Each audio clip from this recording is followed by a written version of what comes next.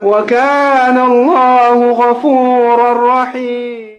সেই সব লোকদের কি হবে যারা তাড়াতাড়ি আরবিতে কোরআন পড়তে পারে না, এমনকি তারা সঠিক আর শুদ্ধভাবেও পবিত্র কোরআন পাঠ করতে পারে না, যেমন তাজউইদ বা মাখরাজ সঠিক থাকে না, এমন লোকদের আপনি কি বলবেন?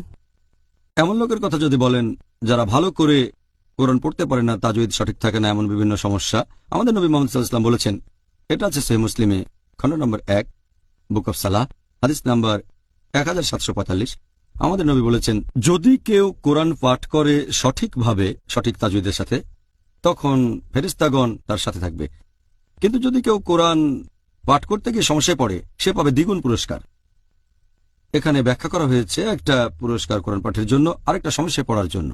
তাহলে যে কোরআন পড়তে পারে না, সে যদি তারপর কষ্ট করে কোরআন পাঠ করে, তাহলে ইনশাআল্লাহ সে দ্বিগুণ পুরস্কার পাবে। এ হলো ইসলাম। মাশাআল্লাহ, যত কষ্ট করবেন তত পুরস্কার পাবেন ইনশাআল্লাহ। ইনশাআল্লাহ।